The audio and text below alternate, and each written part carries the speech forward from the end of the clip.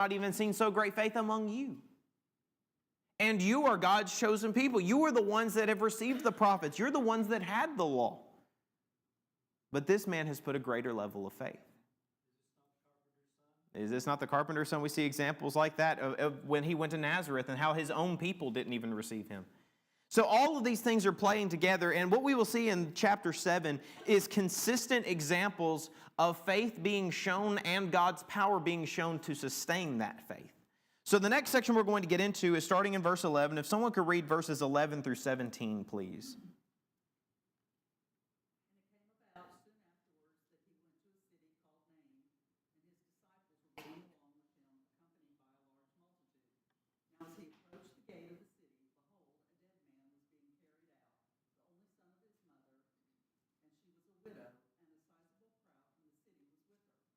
When the Lord saw her, he felt compassion for her and said to her, "Do not weep." And he came up and touched the coffin, and the bearers came to a halt. And he said, "Young man, I say to you, arise." And the dead man sat up and began to speak, and Jesus gave him back to his mother. And fear gripped them all, and they began glorifying God, saying, "A great prophet has arisen among us, and God has visited his people." And this report concerning him went out all over Judea and in all the surrounding districts. All right, so we have a short snippet here, and really this is what I would call Jesus' everyday miracle. And that might seem like a very strange thing to say because the very nature of a miracle is it's not every day. But if you really notice how Jesus interacts, there's some miracles he performs in such a way that it is very pronounced.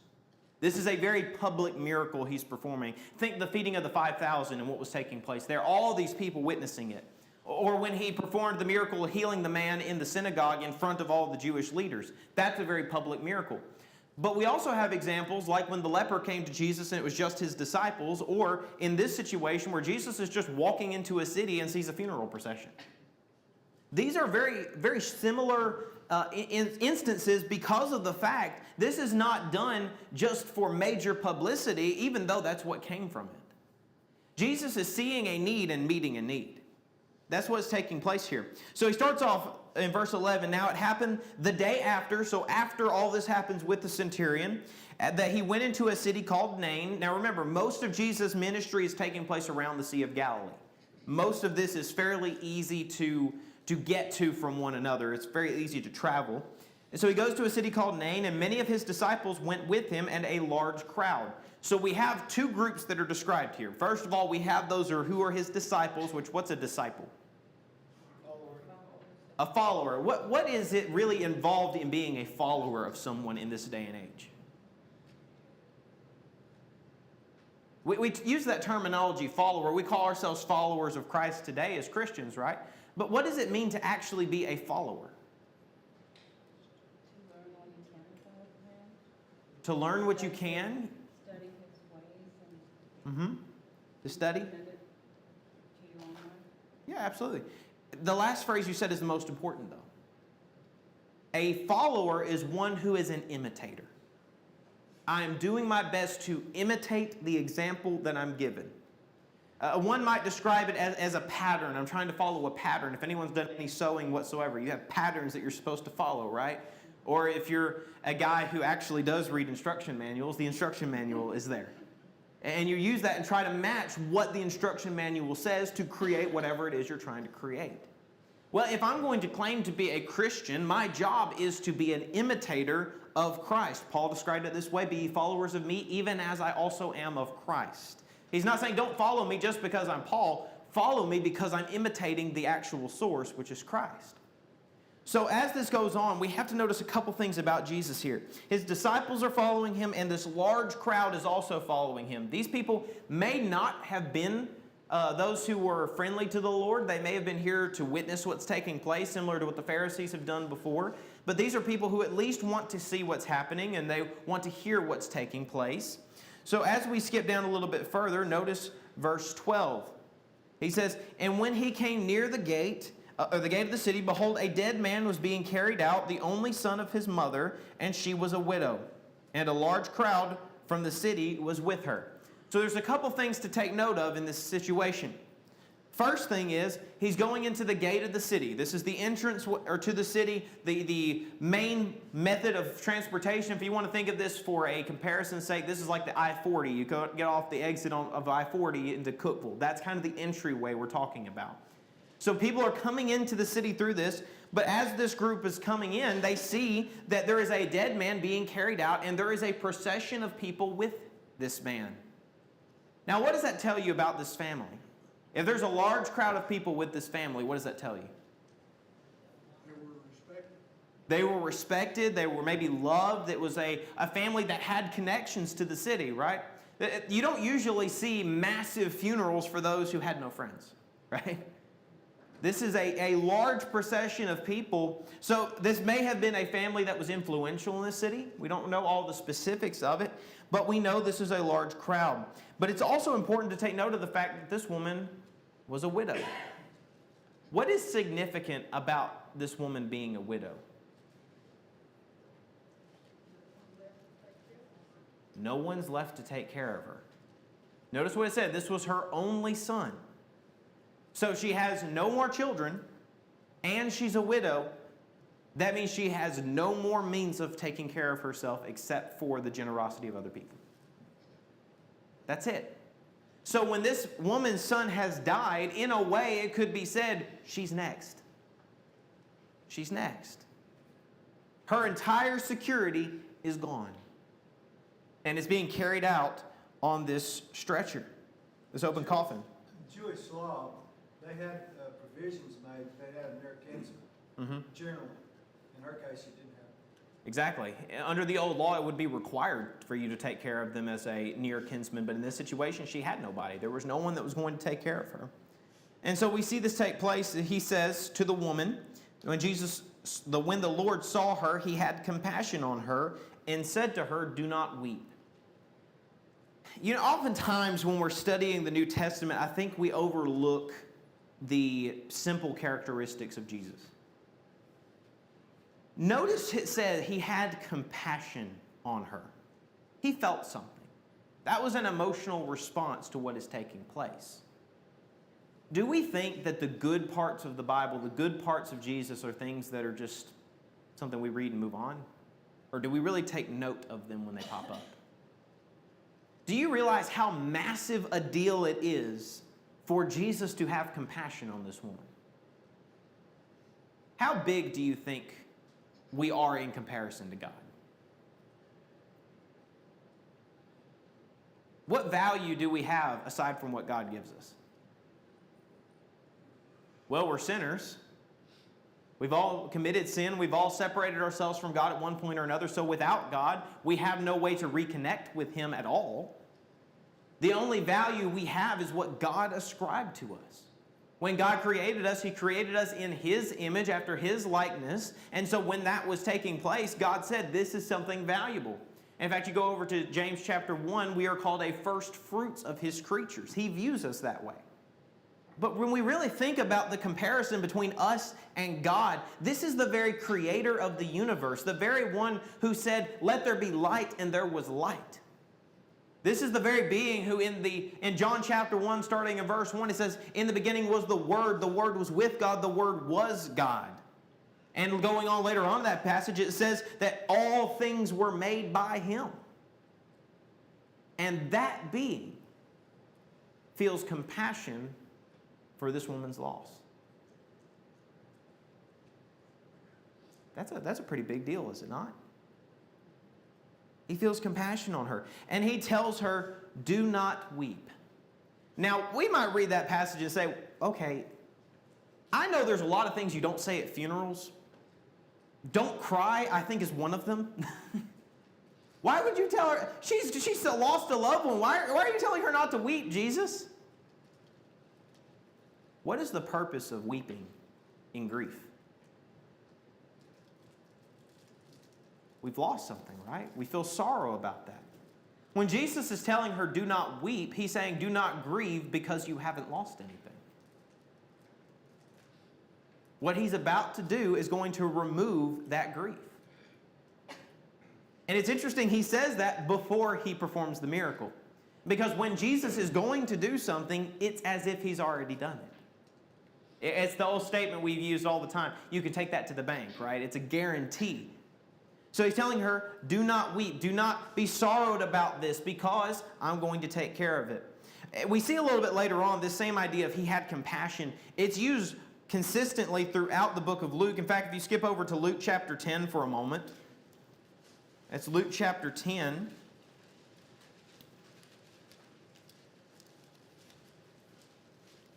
And we skip down to verse 33. We see a parable that Jesus taught, one that we're probably very familiar with, and that is the Good Samaritan. And notice what is said starting in verse 33. He says, "But a certain Samaritan, as he journeyed, came where he was, and when he saw him, he had compassion." Let me ask you this. What is compassion to you? What does it mean to feel compassion to you? It's an open question. You can answer if you want to. Sympathetic, feeling someone's pain, so empathetic in that way. It's a little bit more than just feeling pity for someone. This is pity with action. When I have compassion on someone, I am recognizing they have a need and I am willing to meet it. That's kind of the two-sided nature of it. It's similar to that of faith. Faith is belief, yes, but it's belief put to action. Same thing is true with compassion. So we see this take place. Every single instance where the phrase "moved with compassion" is used, action immediately followed. Now let me ask you this. Have there been times where you felt pity but not compassion?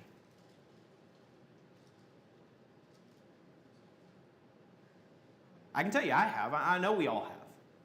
We've had moments where we're like, man, I wish someone would do something for them, when you're sitting right there. When we're trying to imitate Christ, that means the situations where he acted, we're willing to act. The situations where he was not willing to engage, we're not willing to engage. But you know what many people tend to do? We engage when Jesus was silent, and we don't engage when Jesus was active. So let me ask this. If we're trying to be Christ-like, does that sound Christ-like? No. In fact, that's the opposite, right? I'm not being an imitator. I'm being the opposite of. So when he sees this woman, he has compassion on her. He said to her, "Do not weep." Verse 14. Then he came and touched the open coffin, and those who carried him stood still. And he said, "Young man, I say to you, rise." A couple things here. First of all, why did Jesus not touch the man? Old law. There you go. Old law. Why was it a problem under the old law? Well, they made it something that wasn't supposed to be. Mm-hmm. It It's unclean. Under the old law, it's considered unclean. was never considered to be unmerciful. Mm-hmm. Yeah, there's examples where we see Jews touching what is dead and having to go through the purification process and deal with that. But even some of the Pharisees had gone too far on this to where they would have used this as a heyday if Jesus had touched the man. Yeah, the law was never intended to be unmerciful. Absolutely. The law was not ever intended. Well, the law came from God, and Yeah, God can be absolutely. mercy and he can be severity, and that's exactly what we see under the old law. So Jesus did not touch the man personally. He touched the coffin where he is lying. And he does something interesting. Those who carried him, they stop. They see this taking place. They stop to see what happens. And Jesus makes a very interesting statement. "Young man, I say to you, rise." So we know a couple things here. First of all, this was a young man. This was a man who died very likely suddenly. This is not something that they would have expected to be the case. He's a man who had a lot more life to him. In fact, the term young man is applied to those 30 and under in Jewish society. So this man is very likely under the age of 30, and Jesus is saying to this man, "I say to you, arise." Now, what's fascinating about him saying arise? He's dead. Well, yeah, he's dead. He's dead. We see instances where we've seen examples scientifically where maybe a body can sit up with the right temperature and stuff happen, the right atmospheric pressure situations. We've seen that stuff happen. Probably When been he's dead telling, a while. yeah, he's probably been dead for a little while, yeah. He's telling this man, arise. that is an authoritative statement. This isn't some magic spell that Jesus is using to summon this man back from the dead. Jesus is literally using his authority to tell this man to come back into his body. I don't know about you, that's kind of crazy to me. The fact that Jesus can just make a statement and command a soul to come back from the realm of the dead and into a body. That is insane, the level of power he just showed. And he did it so casually. This is not something that it was so profound and there was some ritual to it or anything like that. Jesus literally just walks up to the coffin and says, hey, get up. And you know what's fascinating? Verse 15, so he who was dead sat up and began to speak. So not only did he just wake up, he wakes up and is coherent. I can tell you this, when I wake up first thing in the morning, I'm not coherent. This man woke up from the dead with more cognition than I do from my bed. Jesus' power is shown here. It was to confirm his power. To confirm his power, absolutely. This was not some show that was being performed. This was power from God. Jesus had never seen this man before that we know of. He came into the city, he walks through the front gate, sees this funeral procession, stops and does this. See, through tradition, they should have known, because they were told by Moses back in Deuteronomy 19, we'll rise up a prophet among you. Mm-hmm. Absolutely. And they should have known a lot of things, right? And that's an interesting point to bring up. Should know and did know are different things. What were you thinking? Yeah, exactly. But here's the reality.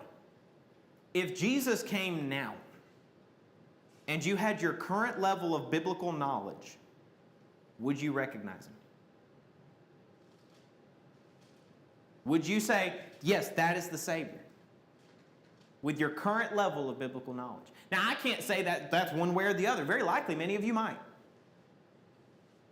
If it was miraculous right then, right now, on snap of finger, yeah. And a lot of people say that too. But we also see examples where people are very naturally skeptic. And we see things happen and we say, okay, how'd you make that happen? But I'm a believer. Yeah, exactly. But that's something that's a very important question for us to ask. These people saw these miracles. They saw what Jesus did. The Pharisees saw the same miracles that all these crowds of people saw. But one wanted to kill him and one wanted to worship him. We see a lot of these things due to God's providence. Absolutely. Absolutely. There's a lot of things that are done that we see from God's providence. But when we consider this thought, Jesus is displaying something quite interesting here. He is displaying authority over death.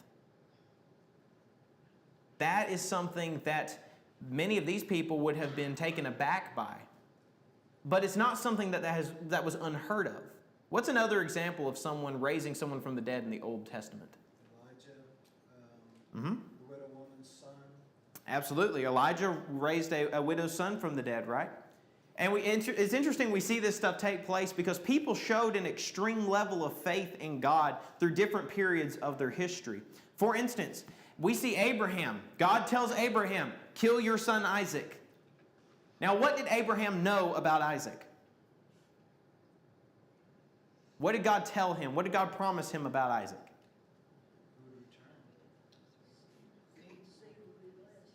Through your seed, all nations of the earth will be blessed. He knew Isaac is the promised son. God tells him to kill his son. And we see in Hebrews chapter 11 what Abraham's thought process was. He believed God would raise Isaac from the dead. Let me ask you this. Did Abraham ever see someone raised from the dead?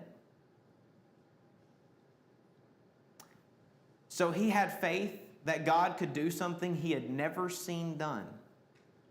He did not know for a we would say no for a fact because there's no backup evidence for it. He had faith in God he could do something that he did not know could happen. Abraham tells them before they go on their little adventure that we're going to return.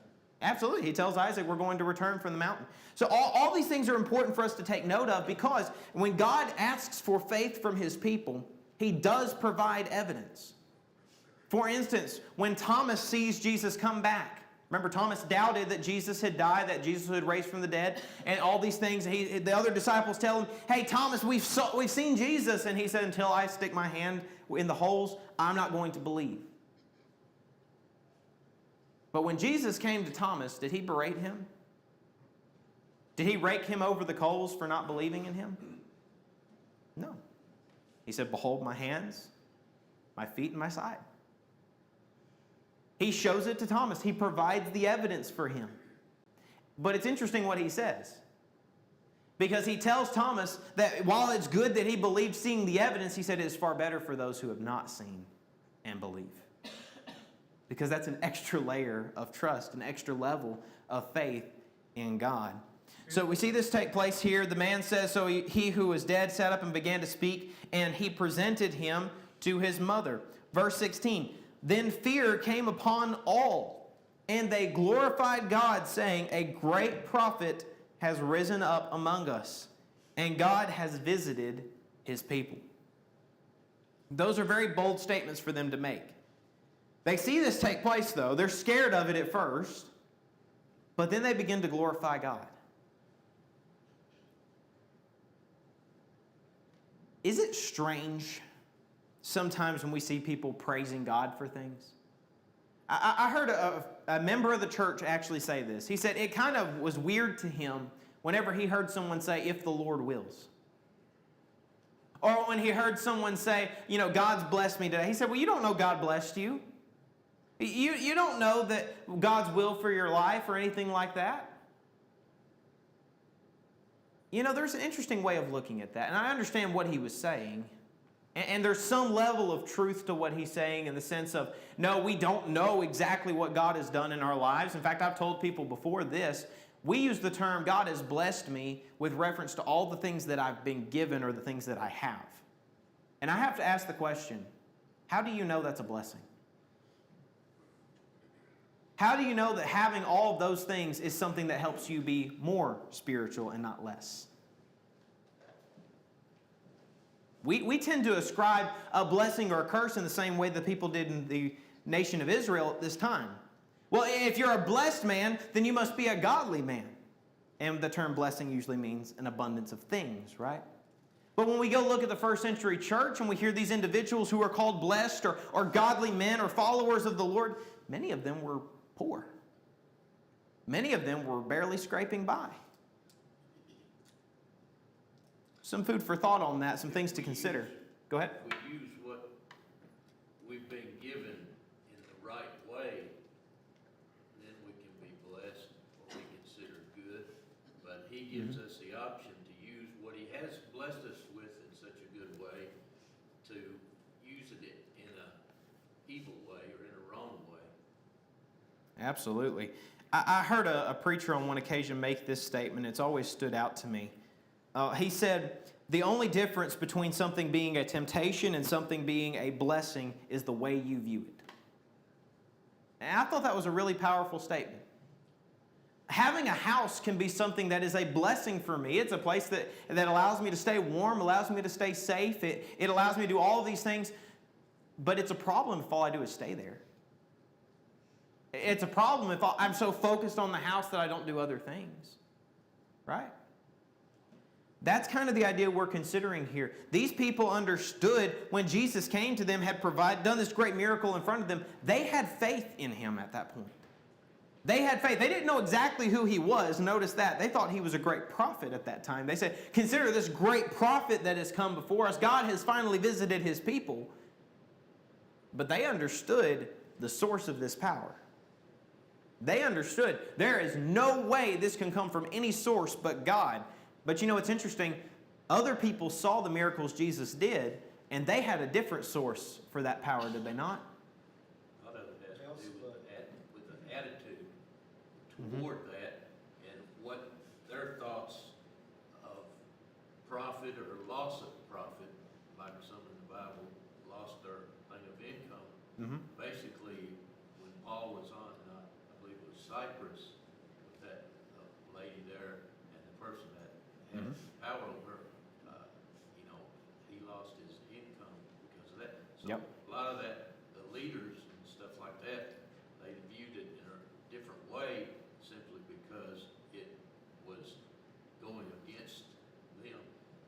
Absolutely. And many people viewed this as a threat just as much as they viewed it as power. In fact, one thing I was considering in studying for this, these people see the miracles Jesus performed and they immediately ascribe it to the Lord. But some of the Pharisees saw Jesus casting out devils, and what was their response? He's casting out devils by the power of Beelzebub, another name for the devil.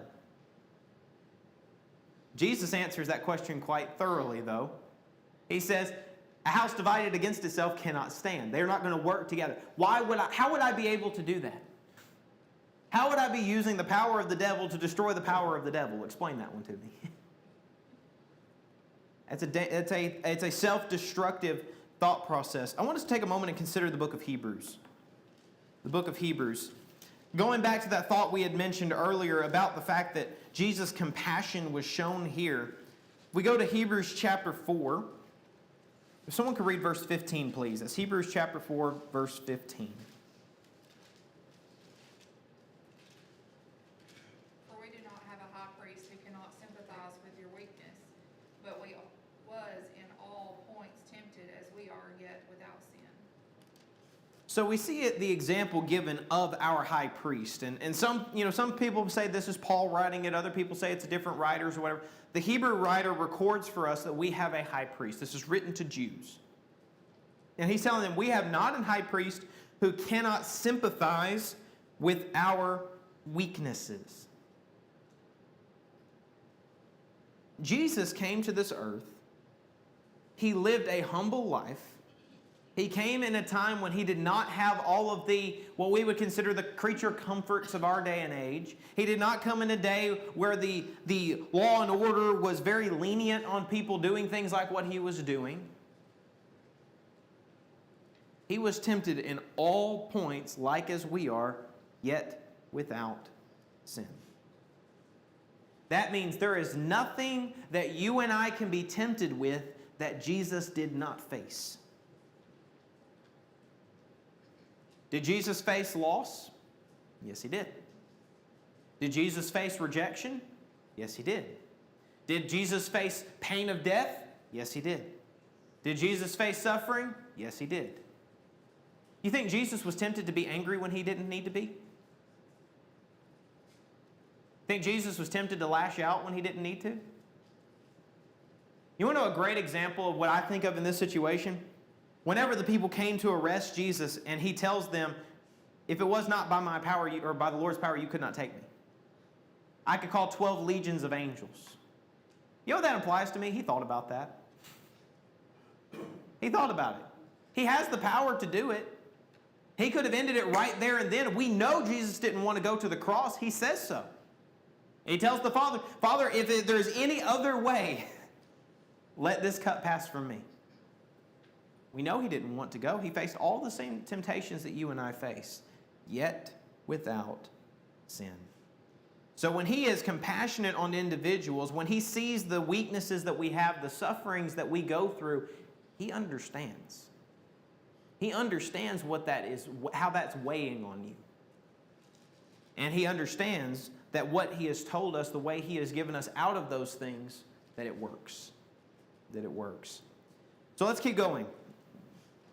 Verse 17, and the report about him went throughout all Judea and all the surrounding region. This entire region heard about what just took place. His legend, his fame is growing and growing and growing the more that he does.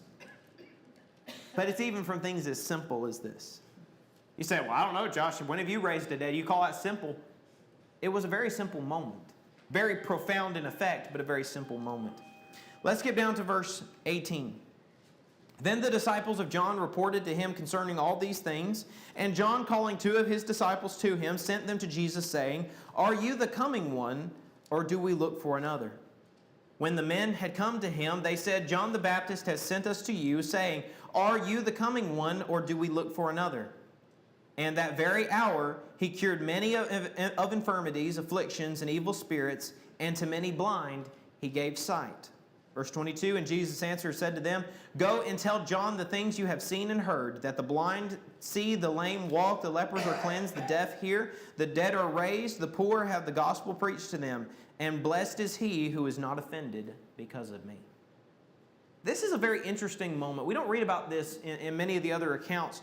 And notice what is described here. The disciples of John reported to John the Baptist. This is Jesus' cousin, remember. They report to him all the things that are happening with Jesus. And this is what John says. And John, calling 2 of his disciples to him, sent them to Jesus, saying, "Are you the coming one, or do we look for another?" He displays doubt. He displays some doubt here. Now, someone might say, well, isn't this the same John who said, "Behold the Lamb of God which takes away the sin of the world"? What's he doubting for? Let me ask you this. How many of you doubt? He's in prison. Very likely he's in prison at this time, especially the sending the messenger aspect sounds like that could be the case. John was struggling. John struggled throughout his entire, very short ministry that he was given. He's fixing to lose his head. He's fixing to lose his head as a result of what he taught. Now let me ask you this. If you were sitting in a prison cell, knowing your execution is coming, how would you feel? If I knew if Jesus was out there, maybe he could come do something. Maybe he could do something about it. But it would be a doubtful moment, right? It would be difficult to stay the course. It'd be difficult to say, yeah, I believe in God and that is the right thing to do. It is very easy. Well, let me put it this way. Do you realize that right now, the circumstances we live in, the way we are able to worship, all of these things, this is the easiest it will ever be for us to be faithful to God. And how many people have abandoned the faith? That's why the church is in crisis. It could very well be. It could very well be. It is the easiest it would ever be to be faithful to God. Has been in its history. Right now, there are countries across the globe where you will lose your head for doing what we're doing right now. But it's very easy for us to give it up when everything's comfortable, right? It's very easy for us to throw it away because it doesn't seem to be affecting anything. It's a different story when our lives are on the line for what we believe. I'll tell you something, as it stands right now, if that flag is planted somewhere, that US of A, we have that freedom anywhere in the world. Right now, we've got a Whether you're in a Muslim, unrecognizable level of freedom for this, to be whether you're honest. in a Muslim country or not. If that flag's planted there, we're there, we have that freedom. Right now, we do. And that's something that's important to consider. When we look at these men, these guys are following Jesus, are coming out in crowds to hear him preach. And they don't know for a fact they're going to be okay. They don't know for a fact that they can do this and everything's going to be fine with them. It does not take long for those listening to Jesus to be faced with persecution, to be faced with execution, to be faced with imprisonment, all these different things. This is just right around the corner.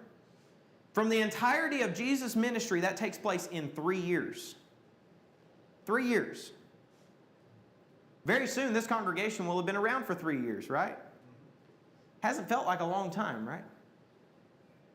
All of this that we read about in Matthew, Mark, Luke, and John, all of that happens in the span of 3 years. Here's one thing to think about. In the case of Shadrach, Meshach, and Abednego, of course I've got 3 other names that were not derogatory like those, but they said, whether you put us, whether the Lord's going to save us or not,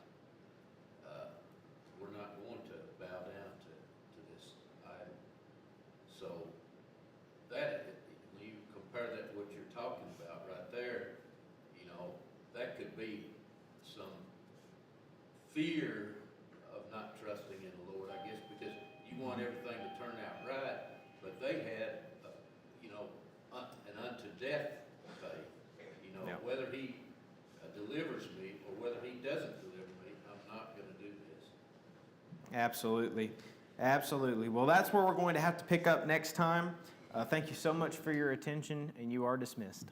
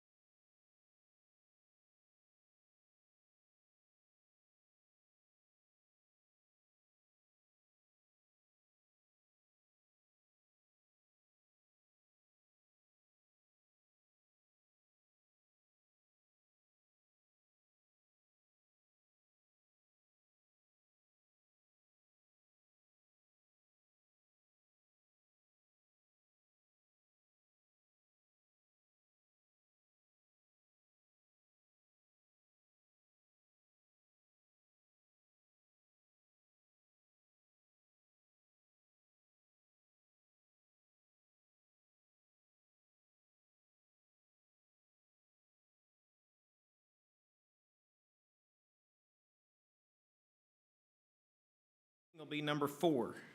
Number 4. We'll sing the first and last verse. Each day I'll do. Each day I'll do.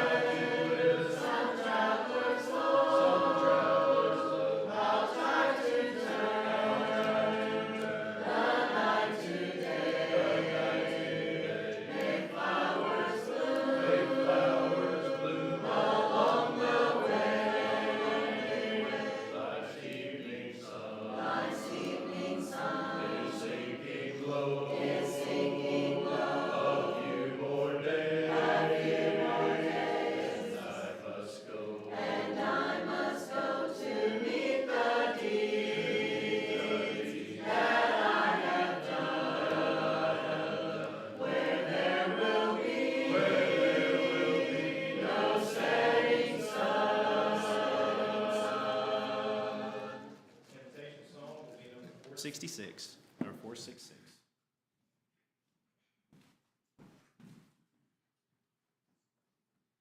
This last week, I usually go check on the cows at least once or twice a week, as best I can, to keep up with them and see what they're doing. This last week, whenever I went by there, it was pretty late, just before dusk, and got on the tractor and drove back to where they were at, and I let the bucket down on the front, and I went around and sit on it, and then they'll all come and gather around. I guess they think they're going to get something to eat, but whenever they come up and they were standing around, and they hang out there for a little while, and I watch them, I check on them to be sure that they're not hurt or anything's going on with them. And like I said, it was right at dusk, and I could feel the cool night air start to fall. You know how it feels right at dark, and you feel the dew on your skin a little bit, and it was really pleasant, and that's been hard to get lately. It's just so busy, and don't take moments to stop and just sit still and enjoy that, and listening to them and the sounds they make and how they push each other around. And they were picking grass around me, and I don't know if y'all know, they don't have upper teeth. It's kind of a cool thing, and got a big long tongue, and they'll run it around, they'll twist it around the grass, and then they'll take their bottom teeth and they'll rip it. You can hear it tearing, and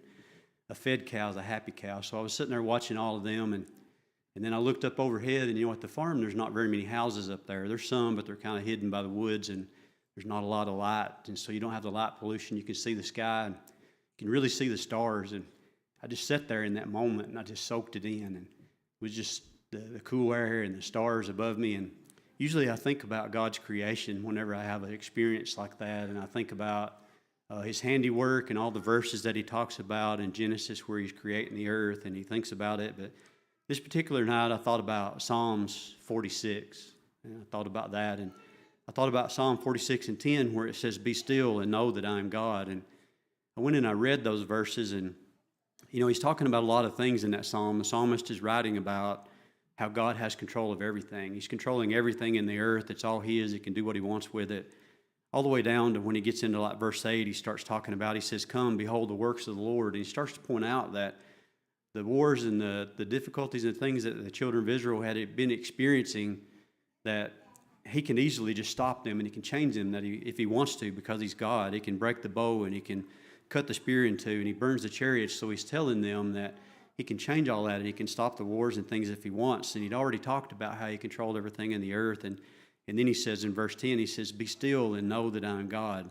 And I will be exalted among the nations. I will be exalted in the earth. The Lord of hosts is with us, and the God of Jacob is our refuge." And when I was sitting there on that bucket that night with the cattle gathered around and soaking in the night air and the stars and all that, I thought about, be still. How often do we go for days and days and days in a row, and we don't do something as simple as just sit still and look around us and know that He is God. And I encourage you this week, sometime in your week, to find the time to be able to do that, just to sit still and enjoy His blessings and look at what He's given us to enjoy and know that He is God and know that we have salvation through Him. And as nice as the earth is and as nice as that moment was the other night, it can't compare to heaven. And that's what we're trying to get to. And it also makes me think that if you're not a Christian, you don't have that. You know, what you enjoy here is good as you're going to get. And if you're not a Christian, you need to let us study with you and let us help you understand what that means now to become a Christian. And that's what we want to encourage you to do tonight. If you are a Christian, take a moment sometime this week and just find a spot to be still and look around and know that God controls everything and that you're His and that you're His child. But if you're not a Christian, you got to do something about that. So let us study with you and help you and show you what that means. So if you have a need, if you will come while you stand and sing. When we walk with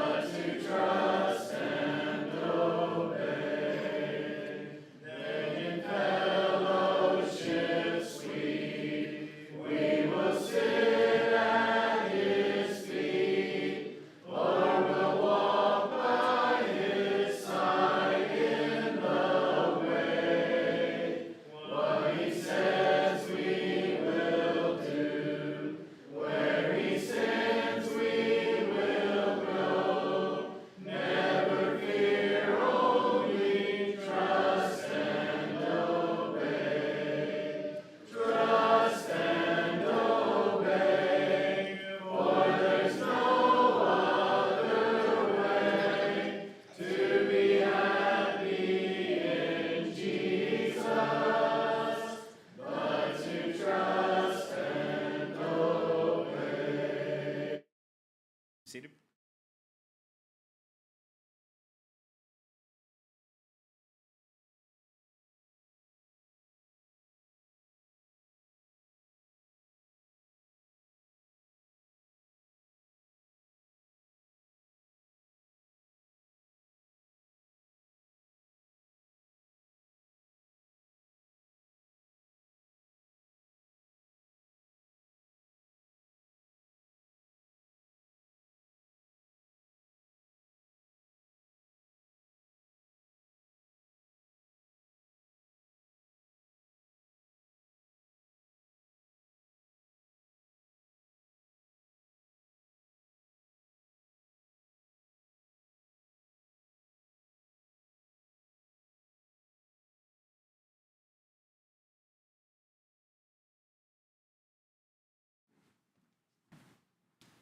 If you would, please stand.